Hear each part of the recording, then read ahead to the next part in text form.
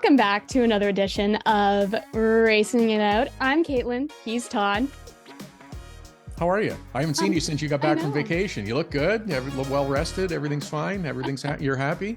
I mean, it's been like a week and a half since I've gotten back from vacation, so I still haven't seen you. So yeah, that's all good. the restness. I don't know.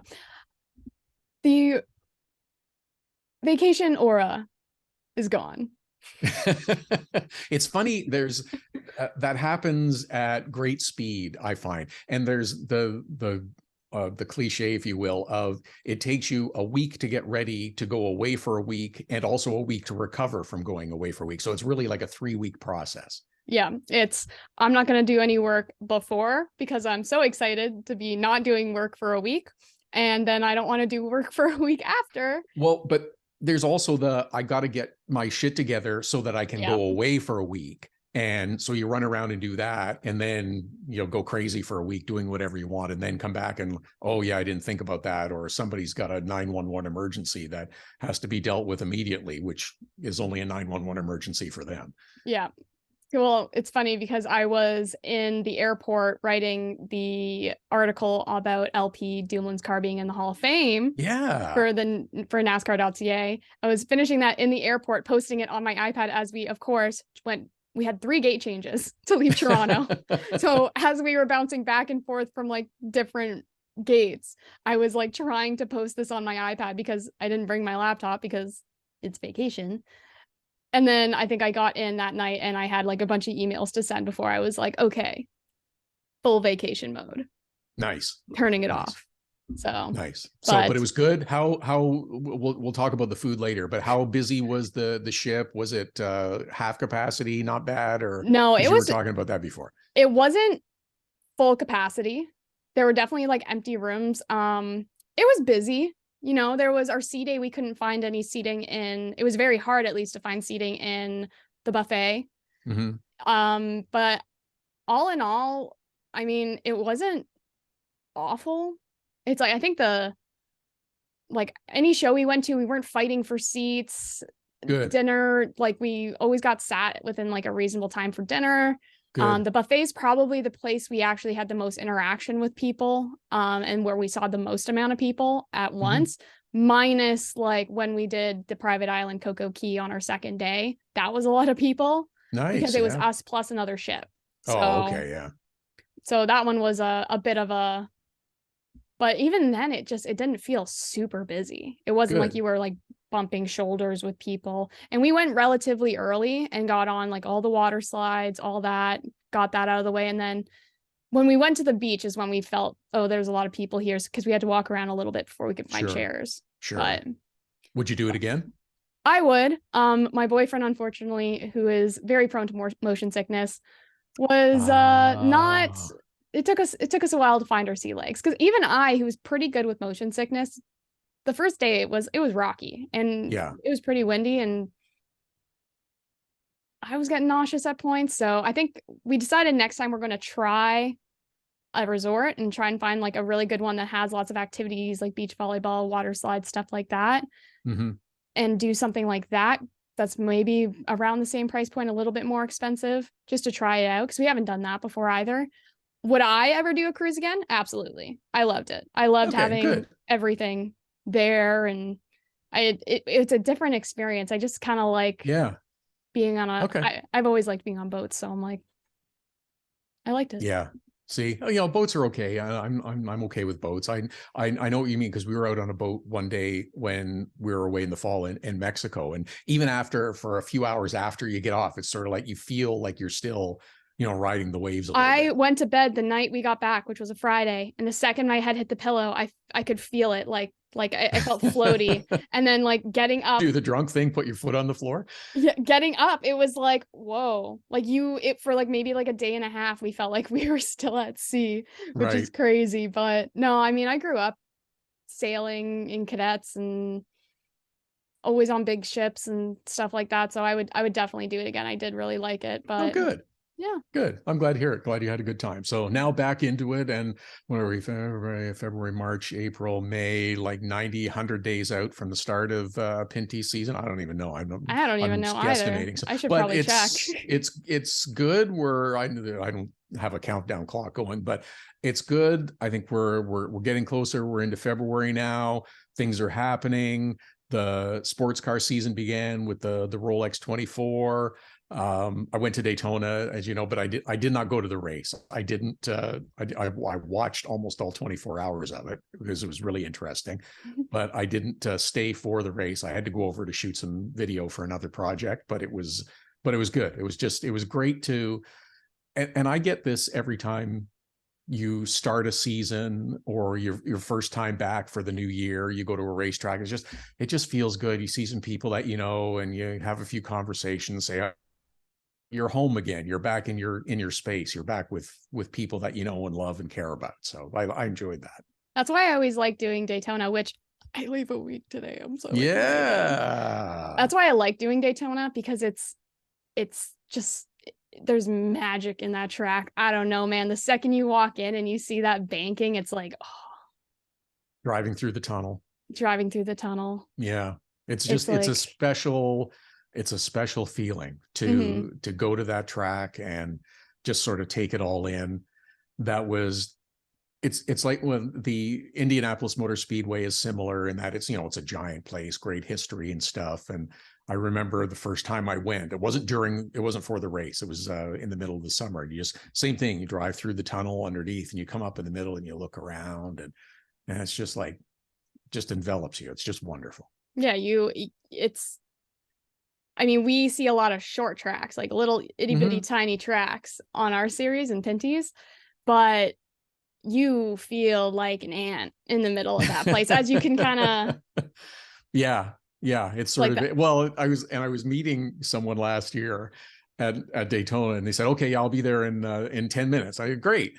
And, 15, 20 minutes go by and I get another text from him. I was like, really, I'm on my way. This is a big place. I know, I get it. So that's just kind of what happens. I think that's my only gripe with Daytona is there's no center tunnel at the track. So if you want to get, and that's what I liked so much about Pocono is that it had, I think, 3 tunnels, one in the center for pedestrians and then 2 on the side for cars. I really wish Daytona had that. And I don't know why they don't. But it's a pain in the butt to get from, especially our first year when we were parking, like none of us had media parking. We were parking like boonies. Yes. It's a long walk to even get from the merch haulers out front infield for the race. Sure. And you can't cut through the grandstands unless you have a ticket. So that's my only gripe with Daytona. I get my steps in, I'll tell you that. So I think I'm probably going to be averaging like 15,000 steps a day next week, but. See, I've never checked my phone. I've never worn a Fitbit or anything. I don't want to know. I know it's 1 million steps. I don't want to know. I don't care. It's a lot, but I could walk for days on end. It's no big deal. I'm good with that. So it's good. Now, this will be the first NASCAR race at Daytona. Of course, the 500 will have the duels and everything before, but this will be the first race because for the second consecutive year, the Clash has gone West Coast. And once again, they dug up the dirt and put down the asphalt and created a track inside the Coliseum. Do you want to kind of give me your thoughts on the overall event, or if there's anything in particular that you didn't like, or want to go to? I thought the racing was good. Did it get a little scrappy in the second half? Yes. We were getting real annoyed when, they couldn't go more than 3 laps without wrecking. Yep. So I think they were getting very aggressive towards the end. I think now I've heard from people that were there that the atmosphere there was amazing. Even with because my opinion of the entertainment was it was kind of lackluster. Especially it didn't translate well onto TV. That's a hard thing. Yeah. It is a very hard thing. But the people that were there said It was good. Like Wiz Khalifa was good. I don't think I've heard a single good thing about Dixie D'Amelio's performance. I think the TV showed 5 seconds of it. But all in all, I think it was a good race. Do I want it to be a points race? No. No, shouldn't be. Because I know that's been a question.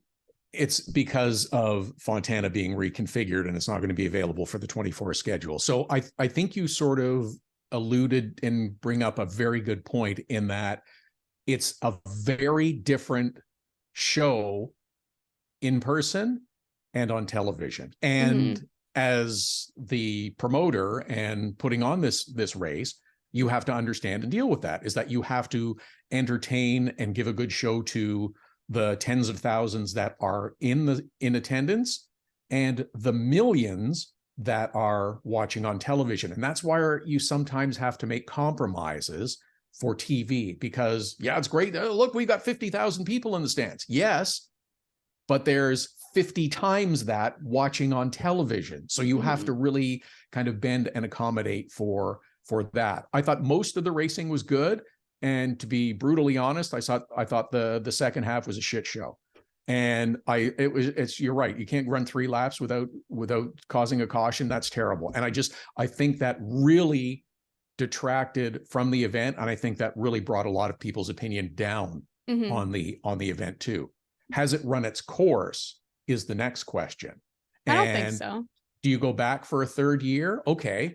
So I don't think you can go back and do exactly the same thing, which is basically what they did this year.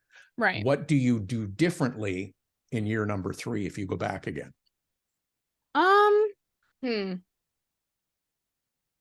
Maybe you could do something where it's a multi-day event. Maybe you could do something where fans are more involved, maybe more heat races, a shorter main race, like better entertainment. 2 hours to run 150 lap race is crazy. Yeah. And again, dealing with different things, I thought that it's way too long from the start of qualifying, heat races to because qualifying was on the Saturday night, but the qualifying heat races to introductions to the show to the end of the evening. That is way too long. It should be a one-day event. Way too much downtime. So that's the first thing. And if you're advertising that the show starts at 8 o'clock, the race starts at 8 o'clock, and you don't take the green flag for 25 minutes, you better have a good pre-race. And it wasn't. So I think there's a lot of things that could be looked at and addressed. The other part of this is taking out grass, putting in a racetrack, putting back in grass. It's a lot of logistics. It's a lot of money too. Yeah. So what's the return on investment for this type of adventure to go forward again? Is it better to look at doing something different? I think it was a cool idea. Last year was great. I'm not surprised that attendance at the event was down somewhat this year. And I think if you go back for the third year and offer the same exact thing, it's going to plummet. Yeah. And I think that would be bad news. So I think there's, if you go back again, you've got to present something different. I think it would be a very interesting thing for NASCAR to do if they made it at a different track every single year. Sure. You're giving markets that, maybe historically will get one race. And obviously you can't go to Watkins Glen. You can't go to New Hampshire. I saw somebody on Twitter being like, go to Canada. And it's like, yeah, they'll fucking go ice racing. Which would be great in February. Yeah. It's like, I'm sorry. Toronto has too much snow for my liking now. So I don't know where, and we never get snow. So I don't know where the hell in Canada you're going to race because you're ice racing. Sorry, bud. That's right. But some of the southern markets, nobody, like Homestead or Atlanta or Darlington, like other markets that get one race a year. Or none, or don't have a race. Maybe there's an opportunity there. The difficulty too with this is that so many griped about it not being the same traditional NASCAR race, in that, oh, well, we didn't have country, and if we have country entertainment at every race and we do exactly the same thing, I give them credit for trying things. Try different things. You have to grow your audience, and you want to expose your product to as many different groups as possible. That's great. You're not going to like every pre-race concert. Right. Doesn't matter who it is, you're not going to enjoy every one. And if you do not think that an exhibition race at a quarter-mile track before the start of the season you're going to enjoy, don't watch it. Yeah. No one is requiring you to watch it. And no one is saying that this is for every funsies. race should be exactly the same. That's part of the diversity of NASCAR that everyone likes, is that, oh, you've got half-mile tracks, you've got mile tracks, mile and a half, and big super speedways. It's great. You don't like the quarter mile? Don't watch it. It's one race, and it's not even a points race. Exactly. It's literally there just for fun. I will say, to your point of bringing in new audiences, while I am excited to see a lot of young people at that race, at the Clash, the amount of people that had Ricky Bobby shirts. I'll tell you, here's another one that they looked up NASCAR shirts on Shein, Fashion Nova, Amazon, and got Ricky Bobby, and that is annoying. Here's another one, and this one I caught on social media, and it was it's a little bit of the grumpy old man yelling at the clouds, and it's just, oh my gosh, there's the smell of pot at the NASCAR race. Bill France will be rolling over in his grave. Bill France, even going back to Big Bill France, the original, they were innovators. They were promoters. They understood that it was entertainment. Last time I checked, pot was legal in California, and it's legal in a lot of other places too. Legal in Canada. So if that's your thing, that's great. If you're going to be, pearl clutching and offended at someone participating in a legal activity, maybe there's another issue. And it's you. Why don't you just call him out, Todd? Well, but it just, I know. It's like, and that's how Canada, so harsh. No, but that's how Canada treats it now. Canada treats it like a recreational activity, like going out and drinking. Now, are there weed cafes? Probably, but they're not as main scale as bars. But you can partake in weed recreationally here in Canada and not get arrested for it. And in a whole bunch of states too. So, and you're right, be responsible. Don't partake and drive or operate motor vehicles, and, be responsible. As long as it wasn't, I don't know, freaking Joey Logano behind the wheel that was the one smoking the joint. Nobody cares. Yeah. So it's like, ease up. It's okay. It's California. Really, it's not that big a deal. Now, where they do make a big deal, or things they do make a big deal about, are handguns, but in some places more so than others. And again, a reminder in the last couple of days, don't pack them in your bag and then try to travel through an airport. But here's the thing. There's so much talk about responsible gun ownership, and I get that. And the gun culture is very different in the United States than it is in Canada. But if you are a responsible gun owner, and that is the purpose of allowing people to have firearms, shouldn't you always know where your gun is? Yeah. That's my question. It's like, oh, I forgot. Well, but then you're not being responsible. Yeah. It's like, how do you not know where your gun is? And for those who don't know what we're talking about, it came out, 2 days ago, yesterday, that Kyle Busch was arrested in Cancun while on vacation during the off season because he had a gun that he forgot about in his carry-on, in his bag, and his whatever. And it is illegal to bring a gun into Mexico. Yeah. He is a licensed and registered owner. So he has the proper accreditation and permits. So, and said he forgot. Yeah. Which, I mean, playing devil's advocate, here in Canada, we have much stricter gun laws. Yeah. You have to have your gun in a locked box at all times, and your ammunition stored a certain amount of feet, meters, whatever, away from the gun. It has to be unloaded. It has to have the safety on, yada, yada, yada. I don't know what it is in the US, let alone Charlotte. Maybe you are just allowed to go wherever whenever. I don't even know if you're allowed to travel from like North Carolina to LA with a handgun in your bag. It varies from state to state what the rules are. Right. So it's like, I don't know the rules and the laws, and maybe it is a thing in the States where you can just travel with your handgun, especially someone who has access to private charters like Kyle Busch. So playing the devil's advocate, maybe it is a completely reasonable thing that he just forgot. I personally wouldn't. I don't think you would either. I want to know where that thing is. If it's mine, I want to know where it is. Exactly. Because it's like, it's a gun. Yeah. But I think Kyle did realize he fucked up because he kept it on the down low. He didn't make a big deal of it, and he immediately reported it to NASCAR as he's supposed to do. So I'm glad this is going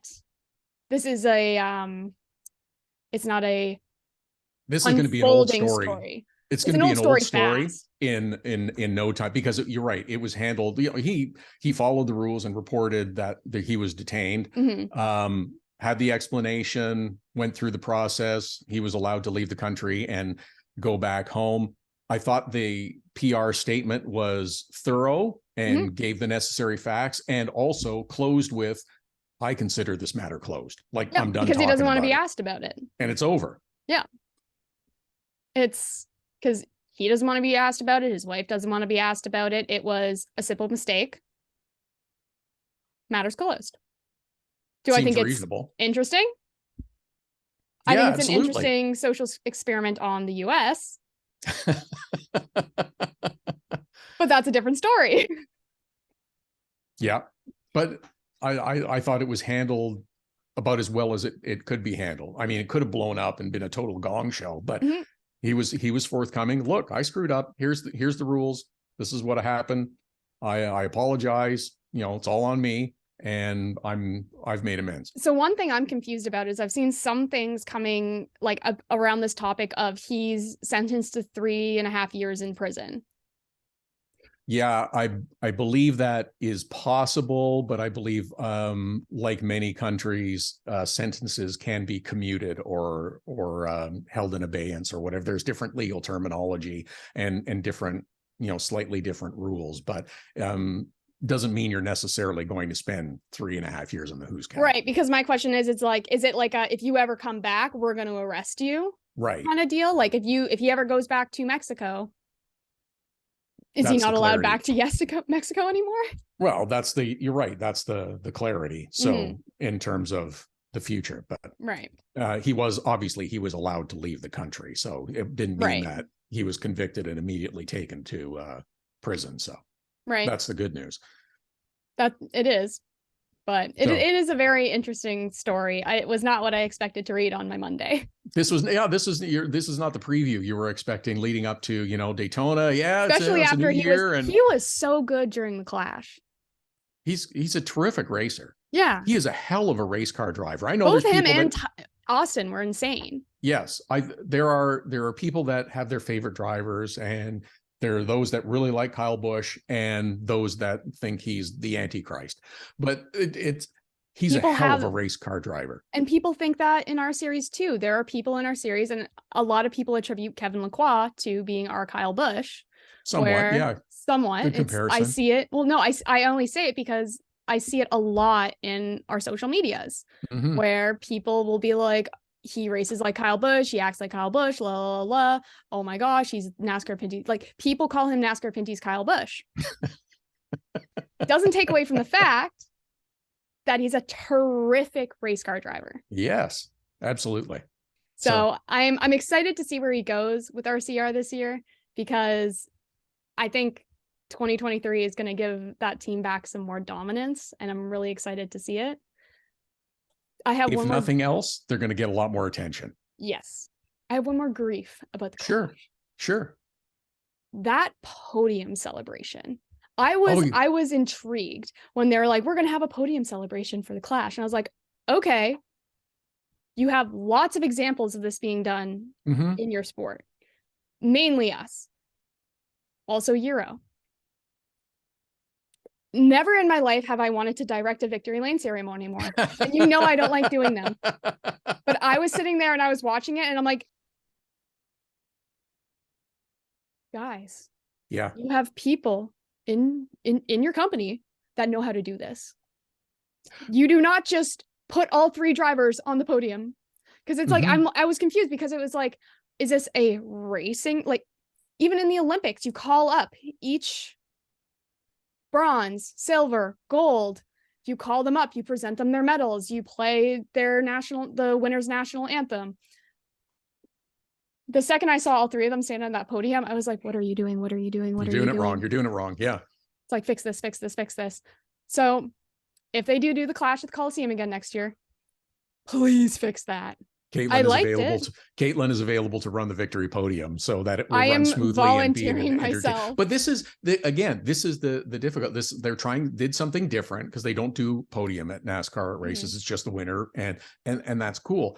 But figure it out. You've got to think of all the what ifs before you're actually doing it. And that's the trouble. Live show, TV, it's coordinating those bodies that come together. And it's a challenge because you've experienced it. And I do too. It's a real timing and logistical dance that you have to do sometimes. And I wonder if maybe they had planned to do it that way, but because they were constricted by the time slot, because they had gone almost an hour over it. Yes. If maybe they just went, get on the step. Yeah. Like get up there and let's get out of here. Because it's like, you have to have a podium celebration because you hyped it up so much. But instead of it being this whole ceremony, it's now a gong show, a picture. Yeah. So interesting. Yeah. But it'll be fun. It's exciting that the season is underway and stuff.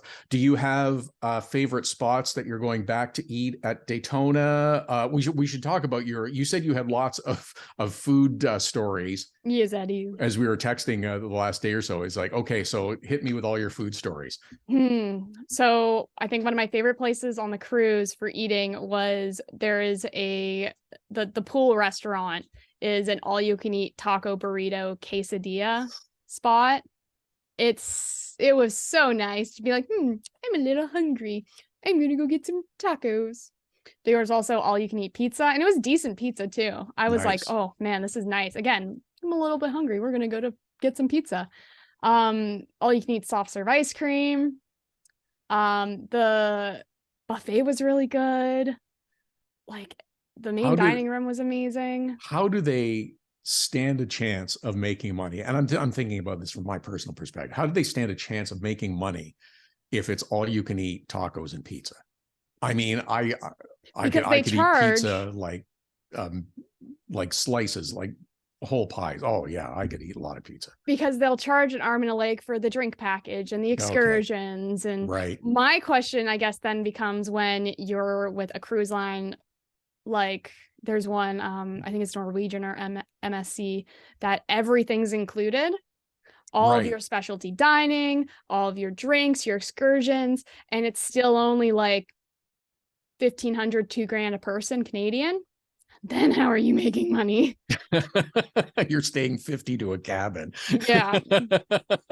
I don't know, but those are questions above my pay grade in terms of operating a travel industry or a cruise ship line or something like that. But that's great. Glad tacos. I had one of many the different best variations. curries in the main dining room our first night. It was so good, and it was funny too because they didn't tell me it was spicy before I had it. And then every single waiter staff kept coming up and being like, do you like it? Like, it's spicy, right? And I'm like it was hot. I'm not going to lie, but like, it was good. Nice. And I was like, no, this is great. I like this. Like, it's got a kick, but like, good. And I'm like, I made the joke to my friends. I'm like, they were really surprised to see this little white little pale girl eating this super spicy dish. So I'm like, I felt proud of myself, but were there any other good ones? We went to a rum distillery when we were in Nassau. That was really good. Yeah. They gave us little pina colada samples. Yeah, see, pina coladas I'm not a huge fan of.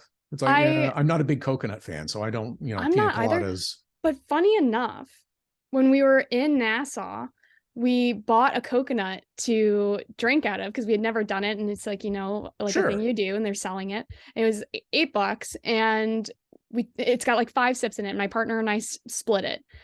And we're like, okay, we have this giant coconut that's like the size of Caitlin's head. What do we do with it? And we went up to the cash. We're like, do you guys want this back? Like, what do you do with it? And they're like, oh, if you take it, your empties. Yeah. Well, I'm like, this feels like a waste because I know there's fruit inside this.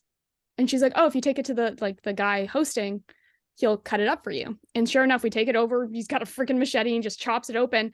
And and I'm not a big coconut fan either, but just eating the raw coconut, it was really good. It didn't taste too much like Coke. Like, it wasn't like overpowering taste of coconut, but it wasn't bad.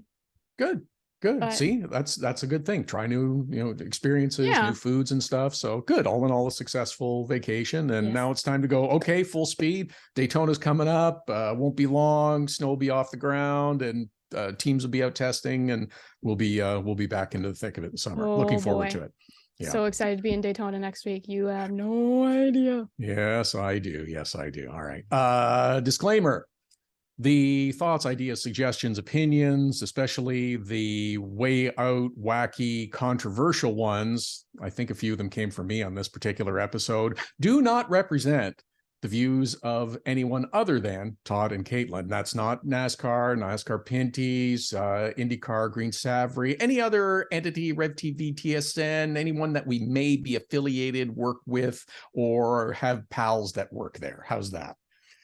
Amazing, as always. I didn't think you were too controversial this episode. Okay, I was just, covering your bases. You're right. Nothing controversial. I just was matter of fact about a couple of things, and that's always good. So nothing wrong with it. Just say what it is. All right. I guess that's it. We're done. Well, thank you everybody for joining us, and we'll see you in the next one.